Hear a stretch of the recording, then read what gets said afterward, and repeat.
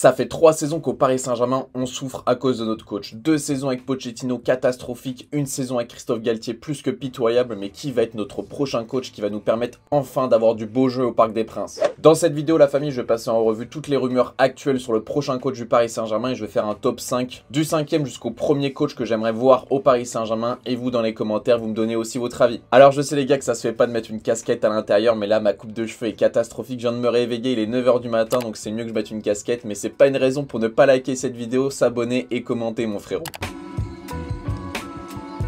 Et on commence à la 5e position, les amis, avec Thiago Motta. Thiago Motta, actuellement entraîneur de Bologne, jeune entraîneur, puisqu'il vient d'avoir son diplôme il y a moins de 2 saisons, ancien joueur du Paris Saint-Germain, qui est pour moi même une légende du Paris Saint-Germain. Donc ça, c'est un de ses avantages, c'est qu'il connaît très bien le club, il connaît très bien l'effectif, très bien la structure et très bien le président, et potentiellement Luis Campos aussi. Il a un attrait pour les jeunes, puisqu'il a déjà été coach des U19, c'est un mec qui aime bien développer les jeunes joueurs, leur donner confiance, donc ça, c'est un super point positif. Après Pochettino, qui faisait pas jouer Xavi Simons, Christophe Galtier, où c'était quand même mieux que Pochettino, il a fait jouer Zaïre Emery et El Shaddai, mais pas assez à mon goût, et puis il y avait du Ousni qu'on aurait bien aimé voir. Thiago Motta, c'est clairement un de ses points forts, c'est qu'il va donner sa confiance aux jeunes, il va les développer et leur donner confiance, et ça c'est un top point pour un coach selon moi. Alors comment joue Thiago Motta à Bologne? Il joue en 4-2-3-1 assez classique, mais il a une façon de ressortir les ballons assez spéciale. Il va donner énormément de responsabilités à ses défenseurs, il lui faut des défenseurs très techniques et très propres à la relance, parce qu'ils vont avoir des responsabilités vraiment conséquentes dans leur partie du terrain. Bologne, c'est une équipe qui aime avoir le ballon, qui aime prendre des risques, et qui est actuellement 3e équipe de Serie A avec le plus de passes courtes tentée et 6e équipe de Serie A en termes de possession avec 54,6% de possession. Voilà, Thiago Motta, c'est plutôt un coach offensif et non défensif. Il adore avoir la possession, il adore prendre des risques et se créer énormément d'occasions de but par match. Ça, c'est plutôt un très bon point positif. Il y a plusieurs particularités sur ses relances. Comme je vous ai mis à l'image, il y a un effet de surprise avec le défenseur central qui adore dédoubler sur le côté gauche et donc la défense est moins vigilante. Comme je vous l'ai dit, les défenseurs ont énormément de responsabilités et surtout les défenseurs centraux qui sont encouragés à dédoubler sur le côté droit et sur le côté gauche. Il y a une autre particularité dans les relances de Bologne, c'est qu'il demande souvent à son défenseur latéral gauche, donc Cambiasso, de rentrer dans l'axe en tant que défenseur central et à son défenseur central d'aller sur le côté gauche pour dédoubler. Donc voilà, il y a une vraie permutation et c'est un petit peu surprenant quand on regarde pour la première fois Bologne, mais en vrai c'est une vraie masterclass tactique parce que ça surprend souvent les attaquants puisqu'ils le font pas à chaque fois, ils le font 1, 2 ou 3 fois par match. Et quand ils le font, ça marche extrêmement bien. Donc voilà, Thiago Motta, il y a des innovations tactiques et ça c'est vraiment un de ses points forts pour moi, c'est que c'est vraiment un tacticien hors pair. Donc si on résume les points forts et les points faibles de Thiago Motta, en point fort je mettrais qu'il connaît très bien le club puisque c'est une légende du club, qu'il adore développer les jeunes joueurs, que c'est encore un jeune coach, ça je trouve ça plutôt intéressant et qu'il a une tactique très développée. Par contre en point faible les gars, faut pas oublier qu'il a jamais joué une coupe d'Europe avec ses clubs, donc forcément un manque d'expérience au niveau européen. On sait que le Paris Saint-Germain veut gagner la Ligue des Champions. Le deuxième, je dirais que c'est un peu trop tôt dans sa carrière aussi, voilà, il manque d'expérience et pourquoi pas dans 3 ans, s'il vient au PSG je serais très content, mais pour l'instant je pense que c'est un peu trop tôt et je préférais qu'il continue à se développer avec un club intermédiaire, pourquoi pas à l'AS Roma si Mourinho part, ou voilà un club comme ça qui joue une coupe d'Europe sans que ça soit un top club, mais voilà, juste entraîner une équipe qui joue tous les 3 jours pour rentrer dans le bain des vraiment grands clubs avant d'arriver au Paris Saint-Germain, peut-être dans 3, 4, 5 ans, 2 ans, voilà, on ne sait pas. Et on passe à la 4e place les amis avec un coach que je n'apprécie pas beaucoup, j'en ai déjà parlé sur la chaîne les amis, d'ailleurs n'hésitez pas à vous abonner à cette chaîne YouTube, c'est Luis Enrique les amis. Les caractéristiques de Luis Enrique, c'est un 4-3-3 forcément parce qu'il est de l'école Guardiola, c'est vraiment le modèle d'entraîneur qui l'a inspiré. C'est de l'ultra possession, il avait plus de 60% de possession avec l'Espagne, mais c'était vraiment fatigant à regarder pour ceux qui s'en souviennent, c'était vraiment de la passe à 10 parce qu'il y avait très peu d'occasions, très peu d'expected goal, mais par contre il y avait la possession et ça tournait en rond, mais franchement pour la sieste, le jeu de Luis Enrique, il est parfait. Par contre, pour se régaler au stade, j'en suis moins sûr. Luis Enrique, qu'est-ce qu'il a fait dans le passé? Il a gagné la Ligue des Champions 2015, forcément avec Messi et Neymar. Voilà, c'était un petit peu le Neymar prime, entre guillemets, le Messi aussi prime totalement. Donc voilà, c'est l'arbre qui cache la forêt, cette Ligue des Champions 2015. Tout le monde dit, ouais, il a déjà gagné la Ligue des Champions, etc. Oui, mais t'avais un effectif du FC Barcelone vraiment exceptionnel. C'était vraiment une année, même 2 années pour le Barça, où ils étaient très très bons en championnat, en Coupe du Roi, etc. Donc pour moi, c'est pas à mettre sur le crédit de Luis Enrique. Et pour moi, quand t'as Lionel Messi prime, Suarez prime, Neymar prime, tout le monde peut gagner une Ligue des Champions sans manquer de respect bien sûr à Luis Enrique. Je pense que même Christophe Galtier aurait pu la gagner cette LDC. T'es sérieux toi? Donc soit tu redescends, soit je t'assure, la putain de ta rage je te nique quoi. Ouais, avec l'Espagne les gars, il n'y a pas de palmarès, par contre c'est des parcours plutôt bons en moyenne, une finale de Ligue des Nations perdue face à la France, une demi-finale d'Euro et une Coupe du Monde perdue face au Maroc au tir au but. Donc voilà, il n'y a pas de catastrophe vraiment industrielle dans ces parcours, mais voilà, quand même cette Coupe du Monde perdue face au Maroc, je pense que c'est la plus grosse déception du parcours de Luis Enrique. Je me suis trouvé une composition de à quoi pourrait ressembler le Paris Saint-Germain de Luis Enrique avec les rumeurs actuelles. Donc ça serait vraiment un 4-3-3 classique. Je pense plutôt que Marquinhos remplacerait Lucas Hernandez dans l'axe. Parce que moi, vous savez les gars, je suis anti-Lucas Hernandez au Paris Saint-Germain. Je pense que ce serait Ugarte, Bernardo Verratti. J'espère que Bernardo va signer d'ailleurs.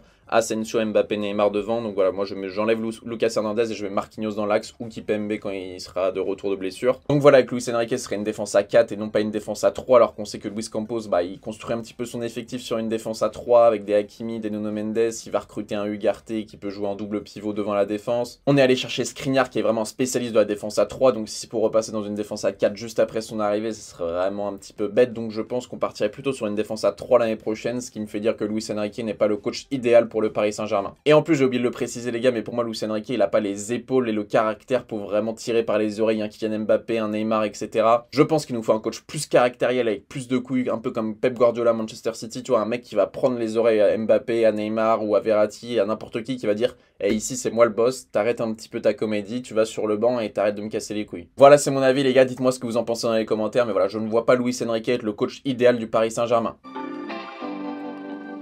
Et on passe à la troisième place les amis, et c'est vraiment la rumeur du moment, c'est Nagelsmann qui serait sûrement le futur coach du Paris Saint-Germain. Son agent apparemment était à Paris ces jours-ci, on attendrait Nagelsmann et finalement il était en retard, etc. Je ne sais pas vraiment ce qui est vrai ou faux, mais apparemment Nagelsmann est en train de négocier son contrat avec le Paris Saint-Germain. Quand on parle de Nagelsmann les gars, on est obligé de parler de précocité, puisque à 28 ans il a battu le record du plus jeune entraîneur de l'histoire de la Bundesliga, il était déjà sur un banc à 28 ans, c'est incroyable. Et en plus ce qui est bon à savoir, c'est que c'est Thomas Tuchel qui lui a conseillé d'être coach, puisque voilà, Thomas Tuchel était son coach à Nagelsmann quand ils étaient à Augsbourg. Nagelsmann s'est blessé, il a dû mettre fin à sa carrière, etc. Et Thomas Tuchel lui a conseillé d'être coach, il lui a dit vraiment t'as une science tactique très développée, t'es un vrai manager, t'es vraiment un leader, je te conseille vraiment de passer des diplômes et de devenir un coach très très jeune. Donc voilà, Nagelsmann c'est un petit peu le poulain de Tuchel qui lui-même était le poulain de Klopp, donc voilà, la lignée continue des entraîneurs allemands. Nagelsmann c'est vraiment le profil type du coach moderne, c'est un coach très pointilleux qui contrôle tout sur la diététique, les plans de jeu, l'informatique et la responsabilité des joueurs. C'est vraiment le profil d'entraîneur ultra moderne qui utilise la data, les nutritionniste, etc. Donc ça, c'est plutôt un bon point selon moi. Lui aussi, c'est un gros fan de Guardiola, mais plutôt sur la deuxième partie de carrière de Guardiola, à partir du Bayern et surtout de Manchester City. Il a moins étudié le Guardiola de Barcelone, mais plutôt le Guardiola de Manchester City sur tout ce qu'il sait faire et surtout analyser l'adversaire pour s'adapter et être encore plus fort match après match. C'est un entraîneur qui a deux systèmes favoris, les amis, le 4-2-3-1 et le 3-4-2-1. Donc voilà, je me suis mis une composition de à quoi pourrait ressembler le Paris Saint-Germain avec Nagelsmann et potentiellement Thierry Henry, puisque apparemment le PSG voudrait que Thierry Henry soit son adjoint. Moi, j'ai du mal à y croire en vrai. Je pense que c'est surtout les médias qui inventent ça. En tout cas, ça serait le prime du divertissement d'avoir Thierry Henry, Nagelsmann, Neymar, Mbappé dans le même vestiaire. Ça partira en couille, c'est sûr et certain. Donc voilà la composition probable de Nagelsmann avec Henry, Donnarumma, Marquinhos, Skriniar, Lucas Hernandez, Ugarte, Verratti, Nuno Mendes, Hakimi, Neymar, Osimhen, Mbappé par exemple. Voilà, un numéro 9, Vlahovic, Kane. On sait qu'on va acheter un numéro 9, mais on sait pas encore lequel. Moi, ce qui me dérange dans cette composition d'équipe, les amis, c'est le double pivot Ugarte-Verratti, puisque c'est deux milieux de terrain qui ne marquent jamais. Ugarte, c'est un but sur les 2 dernières saisons. Verratti, on le sait, c'est à peu près 10 buts en 10 ans. Donc voilà, c'est pas des milieux de terrain qui marquent. Et pour moi, dans le football moderne, c'est hyper important d'avoir un milieu de terrain qui est capable d'apporter offensivement, de tirer de loin, de marquer, comme un Adrien Rabiot par exemple quand il était là au Paris Saint-Germain, ou un Blaise Matuidi. Donc ça, c'était pour tous les points forts de Nagelsmann. Maintenant, pour les points faibles, déjà avec le Bayern de Munich qui s'est fait sortir par Villarreal. Donc voilà, c'est pas un coach qui a de l'expérience en Ligue des Champions, puisqu'il s'est fait virer juste après le Paris Saint-Germain cette année, donc à partir des 8e. L'année dernière, il est sorti face à Villarreal en quart de finale. Donc voilà, c'est encore un entraîneur qui est en manque d'expérience, donc c'est pas le genre de profil qui me plaît énormément. En plus de ça, il est hyper arrogant, et pour moi, dans le football, quand t'es arrogant, faut assumer derrière, et quand t'es arrogant et que tu te fais éliminer par Villarreal, pour moi, ça tient pas la route. Et il y a un autre point que j'aime pas trop chez Nagelsmann, mais ça reste très personnel, c'est qu'il veut absolument mettre des oreillettes au capitaine de chaque équipe pour que l'entraîneur puisse communiquer avec directement le capitaine sur le terrain. Moi, ça me plaît pas du tout, ça ressemble beaucoup au football américain. Moi, j'ai envie que le football, ça reste un sport simple et populaire. J'ai pas envie que les jeunes, quand ils jouent dans la rue, ils se disent putain mec, j'ai pas mon oreillette, je peux pas entendre ce qu'on me dit, etc.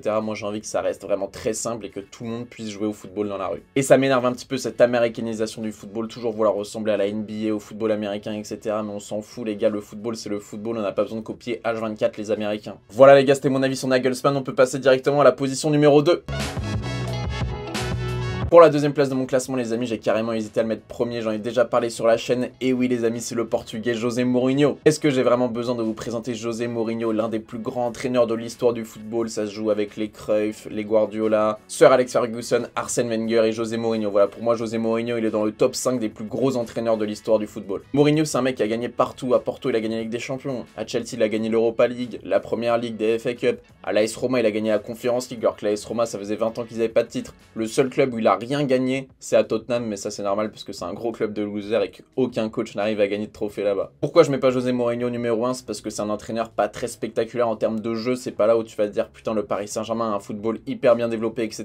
Par contre tu vas gagner des titres et ça c'est le plus important pour moi. Mais voilà, on sait qu'au Paris Saint-Germain et à Paris, on adore l'esthétisme, on adore le beau football, on adore les belles choses, donc forcément José Mourinho c'est pas un coach très spectaculaire de ce côté-là. Par contre pour les journalistes, les médias et les arbitres, on sait que c'est un entraîneur très caractériel puisque voilà, c'est un mec qui va tirer par les oreilles, que ce soit les arbitres, les joueurs, les médias, les journalistes. Voilà, c'est un mec qui sait s'imposer. Comme il le dit très bien, I'm the special one. Donc voilà, vous voyez très bien le personnage. C'est un mec un petit peu comme Zlatan Ibrahimovic, super arrogant, mais ils peuvent être arrogants ces mecs-là parce qu'ils gagnent. Mais ce que j'aime bien avec José Mourinho, les gars, c'est que son jeu correspond très bien à Kylian Mbappé. Ça va être une équipe défensive plutôt en bloc bas, voire bloc médian. Tu pourras lancer Kylian Mbappé sur les côtés ou dans l'axe parce que voilà, il y aura énormément d'espace en profondeur. Donc pour moi, le jeu de José Mourinho, il correspond très bien à Kylian Mbappé, contrairement à Luis Enrique où ça serait vraiment du jeu de possession, du jeu arrêté, un petit peu chiant, où il n'y aura pas de profondeur pour Mbappé. Et un autre point faible de José Mourinho au Paris Saint-Germain, c'est qu'il y aurait des chances que ce soit une défense à 4, même s'il est capable de jouer en défense à 3, je pense qu'il partirait sur une défense à 4, et ça me plaît pas énormément. Après voilà, rien n'est sûr, mais j'aimerais bien voir une défense à 3 aussi l'année prochaine au Paris Saint-Germain avec Milan Skriniar qui est un vrai spécialiste du poste. Voilà, c'est tout pour José Mourinho les gars, dites-moi dans les commentaires ce que vous en pensez, on passe au numéro 1. Le numéro 1, c'est un entraîneur où il n'y a pas de rumeur en ce moment et on sait qu'au Paris Saint-Germain, quand il n'y a pas de rumeur, ça peut être bon signe, même si voilà, je suis pas très objectif les amis, mais on sait que sur les derniers temps, par exemple, il n'y avait pas de rumeur Asensio a signé, il n'y avait plus trop de rumeurs Ugarte a signé. En général, quand il y a trop de rumeurs au Paris Saint-Germain, c'est que les médias inventent énormément de choses. Et là, sur ce coach, il n'y a aucune rumeur pour le moment, donc je croise les doigts pour qu'il débarque au Paris Saint-Germain, même si ça me semble très compliqué. Bien sûr, les gars, c'est la plus grande légende du football français, Zinedine Zidane. Là non plus, les gars, j'ai pas besoin de vous présenter Zinedine Zidane, 3 Ligues des Champions remportées d'affilée avec le Real de Madrid, un des plus grands joueurs de l'histoire du football, donc il aura cette aura. On sait que Zinedine Zidane, en général, les gens ils disent quand il arrive dans une pièce, tout le monde se tait tellement le mec, il a de la prestance, il impressionne même les plus grands joueurs, les plus grands sportifs. Voilà les gars, c'est Zizou quand même. Alors même s'il vient de la région marseillaise, il n'a jamais joué à l'Olympique de Marseille, donc pour moi ce n'est pas un Marseille comme Galtier qui a joué à Marseille, qui a été entraîneur adjoint à Marseille. Pour moi c'est quand même différent, parce que Zidane pour moi c'est même plus un Marseille, pour moi il appartient à la France entière, tellement il a marqué l'histoire française de ce sport. Avoir un coach au Paris Saint-Germain qui parle français, pour moi c'est quand même un plus, parce que j'ai l'impression que ces dernières années on perd un petit peu cette identité française au Paris Saint-Germain avec tous ces joueurs qui parlent espagnol entre eux. Moi j'ai envie de voir les meilleurs joueurs d'Île-de-France ou les meilleurs joueurs français jouer au Paris Saint-Germain. On sait que Kylian Mbappé, voilà, il vient de la région Île-de-France, il s'entend très bien avec Zinedine Zidane, donc imaginez si Zidane vient, bah, ça prolongera un petit peu le projet Mbappé, ça pourra faire rester Mbappé plus longtemps au club, parce que je pense que si Zidane il dit à Mbappé, frérot tu restes encore 3-4 saisons, on va gagner cette putain de Ligue des Champions, Mbappé il va écouter Zidane parce que c'est carrément son idole. Et Zidane, il y a un truc que j'adore chez lui, c'est son management très humain, son lien très humain avec les joueurs. Il y a beaucoup de joueurs du Real de Madrid qui l'ont dit, que ce soit Modric, Benzema, Varane, etc., qui ont dit que Zidane était très très proche de ses joueurs, qui rigolait avec eux, qui passait du temps avec eux et que ça permettait à ses joueurs de se défoncer sur le terrain pour leur coach. Moi ce type de management il me plaît carrément, et en plus Zidane il a un avantage, c'est que bah c'est Zidane tout simplement. Donc si Zidane il va dire à Mbappé ou à Neymar ou à Verratti par exemple, tu sors t'as pas fait un bon match ou alors t'as pas été bon aux entraînements cette semaine, je te mets sur le banc ce week-end, bah Zidane il peut se permettre ce genre de choses parce que pour lui c'est naturel en fait, c'est un leader naturel, il a pas besoin de hausser la voix, il a pas besoin d'en faire des caisses, c'est Zidane, tout le monde écoute Zidane. Donc voilà, pour moi Zidane il coche toutes les cases pour être le coach parfait du Paris Saint-Germain. Je sais que Doha le veut absolument, l'émir du Qatar, etc., mais ça semble très compliqué puisque Zidane il a pas l'air emballé, il attend plutôt l'équipe de France. On sait jamais les gars, on croise les doigts, c'est juste un classement fictif, on sait que ça sera sûrement Nagelsmann selon les médias. Moi j'y crois encore pour Zinedine Zidane les gars et pour José Mourinho. Voilà les gars, c'était un vrai plaisir de vous faire cette vidéo, j'espère que vous avez kiffé. En tout cas si vous avez passé un bon moment, vous hésitez surtout pas à liker, c'est hyper important pour me récompenser et pour booster la vidéo et la chaîne. Vous pouvez aussi commenter, me donner vos avis dans les commentaires, ça aussi ça m'aide énormément, et vous abonner les gars, on est en route vers les 6000 abonnés, ça arrive très vite. Merci à tous pour votre force les gars, je vous kiffe, bonne matinée, bonne journée, bonne soirée, bonne nuit, c'était BR10, peace.